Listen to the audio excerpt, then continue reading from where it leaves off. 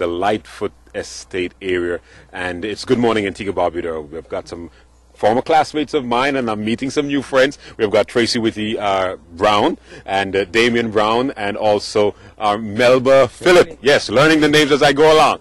And we're here at the name of the farm is Tilagro Farm Antigua. And they're here in terms of fish rearing and also herbs, and we'll get to hear about some of the lettuce and the romaine lettuce that we've got here right here on this Good Morning Antigua Barbuda. So I'm going to ask Tracy just to give us a little background as to what's happening. I know your husband is going to tell us all about, so we'll get to walk through with him in a little while. But just give us a little bit of an idea of the conception of how it all started. Okay, we realized that there was a necessity for tilapia fish in Antigua.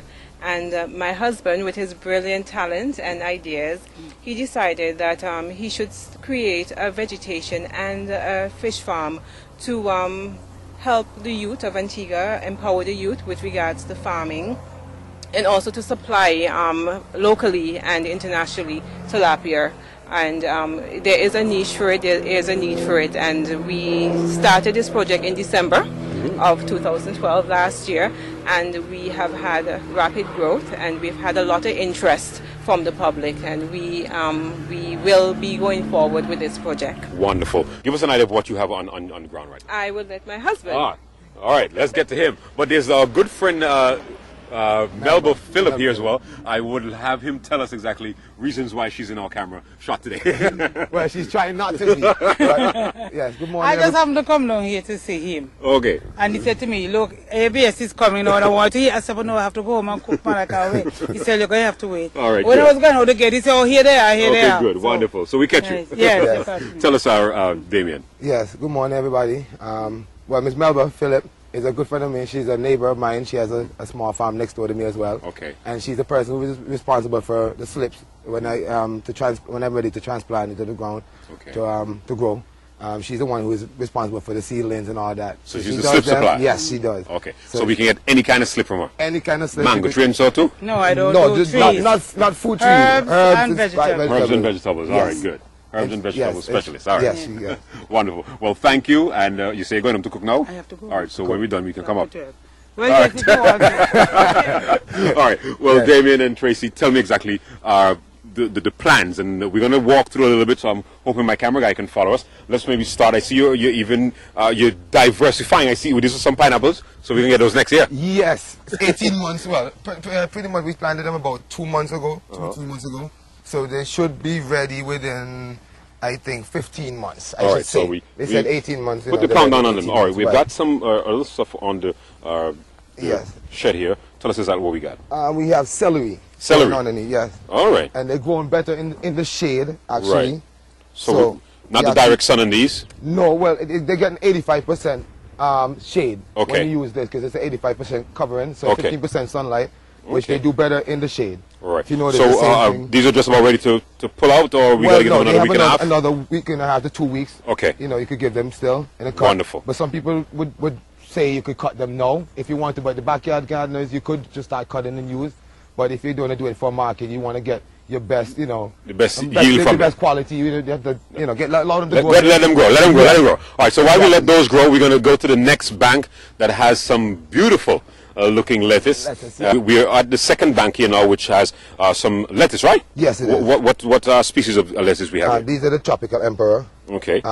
They do well in the sunlight. They take not a lot of water, some from water, and not too much. So a daily sprinkle would make them all right? Not a sprinkle, just wet around the roots a bit, you know, nicely around the roots, and they'll make it. All right, good, because I'm trying hard to get a green thumb in my backyard. So right, the more water you give to them, lettuce, they will survive. But if you give too much water, they will also develop a fungus. Okay, so we don't want that. It's best to just wet around the root underneath the leaves. And let them source. Let it will get. Now this one has a nice full round shape. This one is ready for picking? Yes, it is. Okay, good. Because sometimes when it's hot, the leaves tend to fold in. So you'll tend to get that iceberg look. It fold in. That's what it is. But normally, tropical emperor would stay open now. Most times they'll stay open as long as they're in cool shade. So we have got 2 banks of that here, and then we've got some other stuff. Tell us exactly what we have here. We have some more celery in the back, and then we have some sweet basil going on the back, going on alongside. Now I notice we're walking, and we are on our way down to a pond.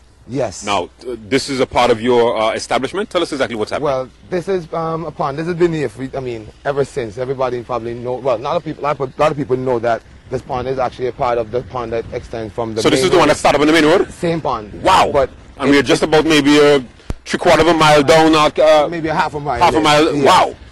And we're still at, so we're just about getting into potters? Into potters, yes. So just part of waters, you're looking at potters on the other side. Wow. Herbert's potters on this side. Okay, great. So this pond is actually like a reservoir. Actually has a salt spring, a vein that supplies it with water under here. So in the hot summer months, it tends to become more brackish. Okay. In the summer months. So we can't use the water here to water the plant, the leafy plants. All year round. All year round, exactly. When it dilutes a bit, after heavy rains, it dilutes a bit, we can utilize some of it. Right, okay. But after that we test it and it's too brackish, we have to end up using it just for, pretty much you can use it still, but away from the plant, let it seep to the soil as a form of filtration.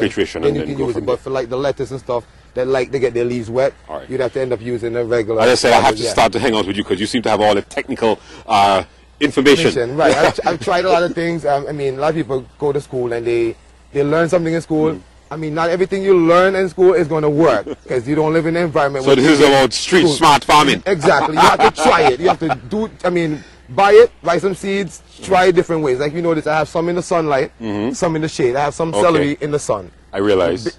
No shade at all, and there's some inside the sun. So I'm testing to see what happens when the end result. Which one survives better in the sunlight? How much sunlight would I need to give to them? So it's still a test stage. I don't know for sure.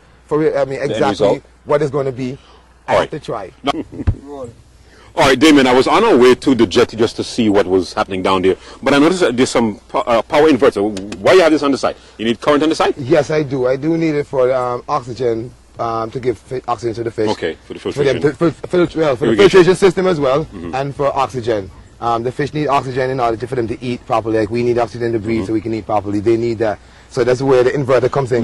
But I see you have a pole there that's supposed to bring in the APU line. Yes, but APU has for 3 months now, I think now, probably about 3, maybe 4 months. I've been waiting for them to bring in. They said they have no meters, water meters and electric meters. So we're still waiting. That's one of the reasons why progress. So it could have been open long ago. I could have been open just last month, and if I have gotten power and my water in, yes, I would have. All right. So the application and so on is already in everything. It's already done and ready. I'm waiting. And so I ended up going down to Townhouse Furnishing because I couldn't get power and I need power. And actually this happened to me, if you know, a few months ago there was an issue with Mr. Hadid and their power plant with not getting payment. And I came home one day and maybe about 5,000 fish were dead. Wow. Yeah, because they turned the power off so frequently and then the pump, two of my pumps cranked out. And then I had to end up running down to Mr. Mansour because they threatened to turn the power off. I had to run down to Mr. Mansour and I ended up getting the power inverter. Right. So you connect this to your vehicle, they'll charge up. Just 50, maybe 10 minutes every hour or every 2 hours. Depends on how much load I have on. If it's a lot of load, I'll do it every hour, every 2 hours. But other than that, maybe every 3 hours you can put a little charge on, and that's it. All right. But so what we're going to do now, we're going to send a call out to APA to encourage them to come to get your meters come and sort out Damien. So that he can get his fish farm. Not just me, but I mean there are others like me who wait, other people, customers waiting in line. No problem. who need their meters and who need. You're meters. a nice guy, not a problem. I mean, go to the people who are not paying, take those off and bring it to the ones who are ready to pay. All right, boss, let's go. So Townhouse Furnishing, thank you very much, Mr. Mansour, Edward Mansour, for hooking me up with an inverter system. Let's go and see what's happening down at the jetty here.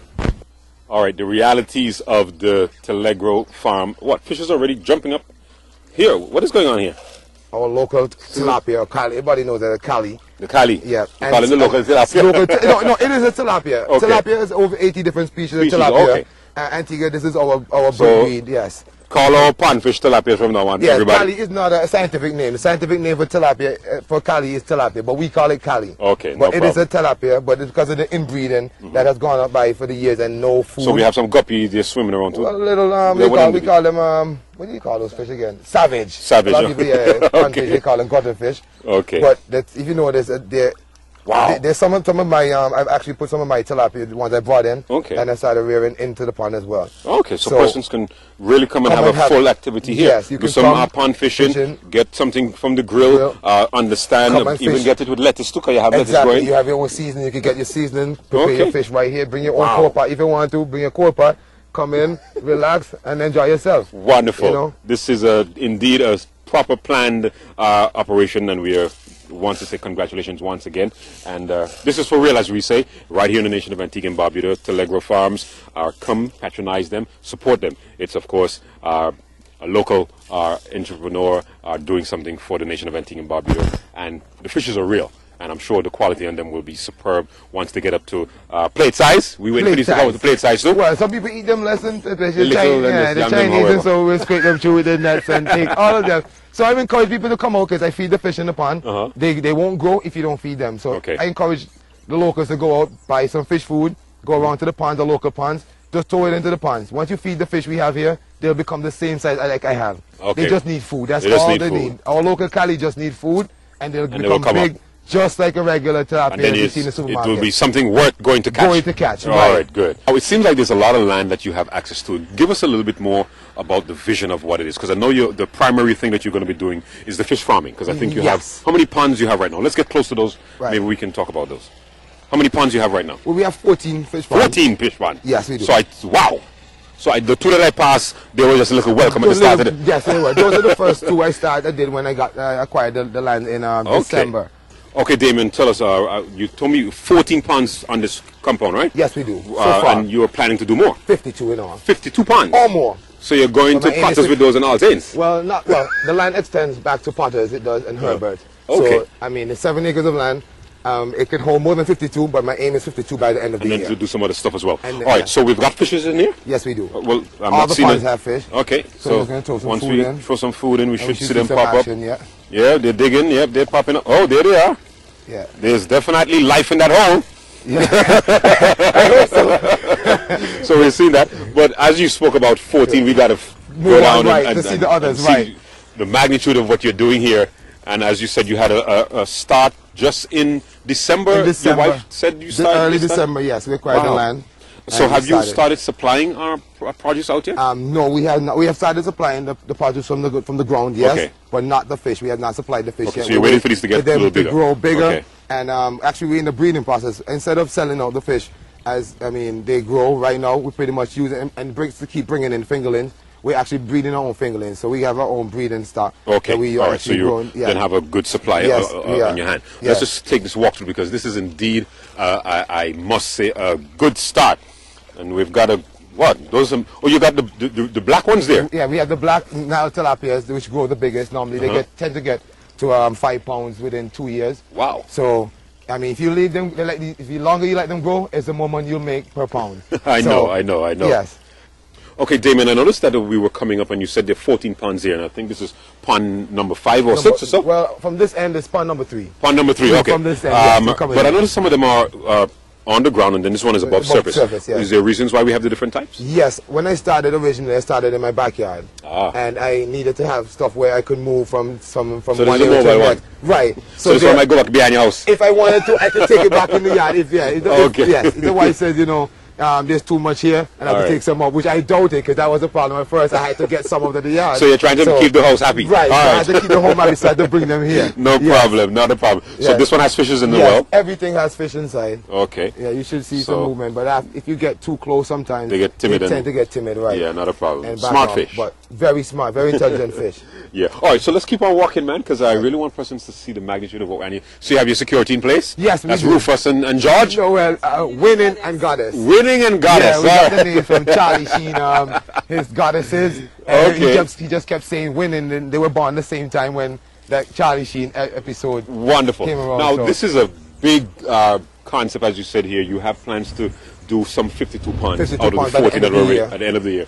And so you started in December. Give us a little bit more of what's happening, because I'm seeing some construction going on back here. Is this going to be a playground you're going to incorporate with the whole thing? Should I ask your wife as to who's going to be playing back here, or you want to tell us? Well, she could let you tell me a little bit about it. Tilagro Farm Antigua will also offer a social spot where you can come with the family. You can do pond fishing. You can have a party. You can come with your bounce castle. You can have tilapia salad. You can have a tilapia fish sandwich. So it's actually a social, a social spot. We have had churches come to us for camps. Okay. And we plan to provide that. So It's a spot where you can relax with your family. You can come with a your little bit of friends, nature. get a slushy, a smoothie, and relax. Relax. All right, good. Sounds good. I think this is indeed a good project, and we're glad to know that, as you said, our people are getting involved in it in terms of the agroponics and also the ground provision growing in terms of the herbs as well. How far can we go back?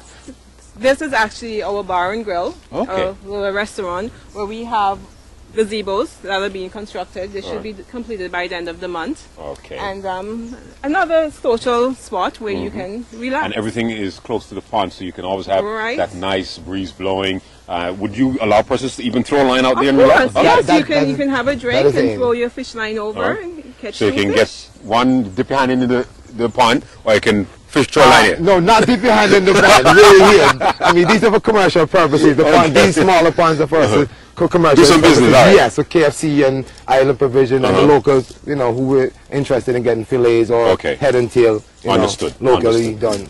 I noticed that, as you said, some 14 ponds already are operating with water lines, but it's a lot of pipelines I'm seeing. Tell us about exactly how this whole construction works. Oh, you're wearing the T-shirt? Yes, I am. Romeo's Plumbing, one of my, the places where I shop, and I get a lot of my plumbing equipment and supplies, and they've been very gracious to give me a discount whenever I go in. Okay. And, told me to, one day I went in and they gave me a shirt, complimentary shirt. I'm like, I'm going to put it up for a special day, not knowing when that day would have been.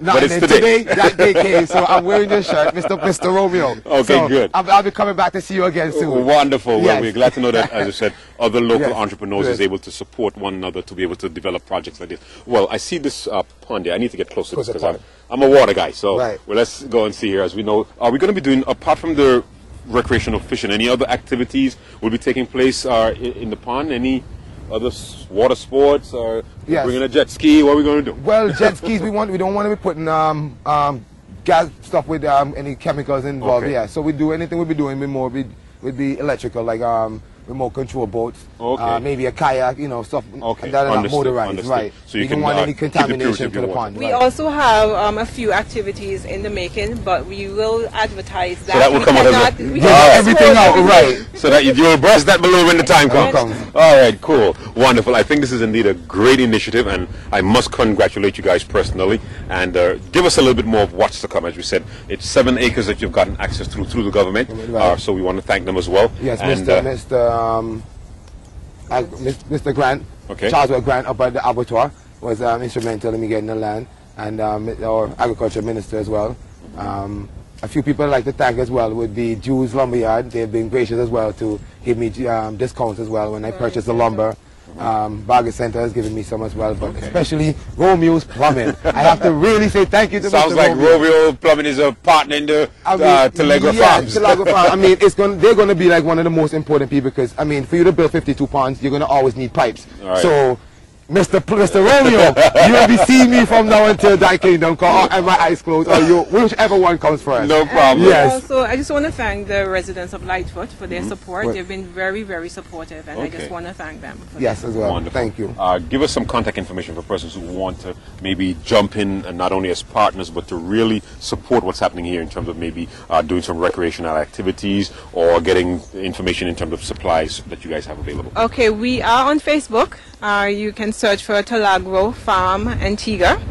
Our email address is dolikeus@yahoo.com. So it's DOLIKEUS@yahoo.com. Wonderful. And you can contact us at 771-6136 for the people overseas, 268-771-6136. And we're here to serve Antigua, and we are ready. How many fishes do you plan to be able to supply any given week? Well, once they would have matured. My aim would be to supply at least 1,000 pounds per week. 1,000 pounds. Pounds per week. So that's why my aim is to have 52 pounds. 14 pounds is not enough for me to yield that much. So I'd have to keep, as I said, keep It's a work in developing. progress. Right. So I don't intend to sell any fish until the end of the year. It's going to be pretty much to educate the young people, let them know, and the public. You can come in, learn about the tilapia, see what you're going to eat in another few months. If I started to sell fish now, I'd run out, and you need consistency in business. Right. So I have to be consistent before I start. So I have to be able to know that for sure. No, once it hit the market, you're I'll be there on running. on and not turning back. I'm not stopping. Talk about the importance of how easy it is, or our own food security, as we will be trying to do zero hunger initiative as well within the nation of Antigua and Barbuda as some sort of pilot project, to be able to let the next generation know that our agriculture is not just about dipping your hands in the dirty soil, but there's technical aspects, as you would have been able to get the information to be able to do other things. The importance of just jumping into agriculture, because there's a lot of opportunity there. Right. Well, just one, I mean, there's one example I could use. One place as an example, I had a tragedy the other day, New York. Everybody knows about America and loves America. When you ask somebody, where you go, they say, I'm going away. Where you going? They say, New York.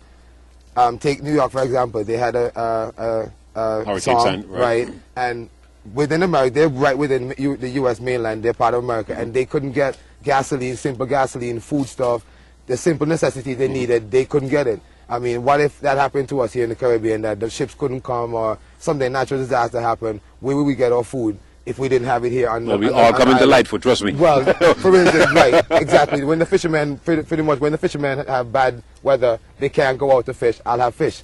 When it's Lent and they can't catch fish, I'll have fish. Because the fish are in my ponds, I just pump them out, catch them, and sell them to you. So my fish are not poisonous. They can never poison, because the fish is like a duck. It eats and it defecates. It doesn't hold anything inside, and no toxins. There's no mercury, very little fat. It's rich in omega-3 fatty acids. Other sea fish are rich in omega-6, which is not good for you, and they're high in mercury. And they eat anything that's in the wild. My fish are in controlled spaces, and I feed them what I want. They're fed organic pellets, which I give to them, and high protein, of course, and that's all they eat. Nothing else but what I give to them. So I can control their diet and what they eat, and I give them to you to eat, and you will be happy. So, I mean, I have the vegetable here for you if you want to come and get it here. Or so the vegetables are available for sale to the public? They will be, yes, of course. Well, we've started that since December. We've sold to some of the small restaurants. We've done business with Chase before, Bailey Supermarket, Cavell in Potters there, little, you know. So persons who would have been getting produce from there know that it's coming from you. They know, right. So I try to pass by the place and let them know, you're eating my lettuce or you're eating my whatever it is. Like my cucumber, whatever it is. I like to let people know that I grew that. Sometimes I don't even sell it. I just, like, the only thing basically I've sold is a lettuce. Everything else I've given away. Wow. I mean, it's a joy for me to do it. So it's not about the money. It's about the excitement about this. I'm doing this for the youth of Antigua. It's not pretty much not for me 100%. Of course, I want to survive. So I'm going to have a little fee incorporated in something, a little $2 for the kids, a $5 for the adults to come in. Enjoy yourself. Come and catch fish at the pond. Relax. We'll have a little bar and grill. You can have something to eat. Patronize us. It won't be expensive. Come and enjoy yourself. Fun, clean, fun. Wonderful. That's all I can say. All right, Damien, I know it would have been not possible for us to come and talk about fish and have fish talk and don't show people the fish. Right. So this is one of the black tilapias, yes. And this is just about, what, 2 pounds? No, not even close. This is about a half a pound. Half a pound. Like a plate size, yeah. Plate size, okay, good. And a male or female? This one is actually a male, I think. A male. So we're eating a manfish today. Yeah, well, most times you want to eat the males. Your females, you want to leave them for breeding. Okay. Because if you eat your females, then you won't have anything left. You're stuck. All right. Right. So the males are the ones that we pretty much. Anything we get in from Tilagro is going to be a manfish. Well, no, I mean most times. Most times. Male. Unless we have too many. Look at that one. If we have too many, then we'll tend to get rid of some of the females. But most in a starting stage like this, you want to keep your females so you can breed them up. Oh, there they go. These guys are strong and stubborn. They're very smart. Smart and stubborn. You know that you're coming to look at them today, so they said, not me. Look what we pick up. It's actually breed inside the pipes. Okay, good. So they lay the eggs. So there's, there they are. So these are, as you said, giving them another 2 to 3 months, and then they'll be up to another level. Looking to see if any of them has eggs. Eggs in them, yeah. Babies I know they lay the eggs and they incubate the eggs in their mouth. And then they shoot them out. All 5,000 of them. I've seen that happen before, so I know that that's a beautiful sight. Okay, that one. I think she has no eggs, no. Okay. But this is actually a female. Okay. You can tell, see the 2 clear openings. And if you can see clearly, the female has 1 clear opening there and a 2nd clear opening. Okay. All right. So that's a female. Female. All right. So we're learning something today. Yeah. So we've got some female tilapias there. And thank you guys once again for allowing us to come and visit your farm. Well, give us those numbers again as we wrap this one up, Tracy. All right. 268-771-6136. We are on Facebook, it's Tilagro Farm Antigua, and you can email dolikeus@yahoo.com. That's DOLIKEUS@yahoo.com. Thank you very much, Tracy Whitty Brown and Damien Brown, Tilagro Farms, and I must say it's indeed a big project, and we're glad to know that some nationals are indeed on this undertaking. Wish you guys all the very best, and I'll definitely come back when we're up to number 52. Thank you very much. All right, man. Thank you guys for being a part of our program this morning. Right. Tracy, I'm William Dorsey. This is Good Morning Antigua Barbuda as we focus on agriculture this week. We'll be right back in just a moment.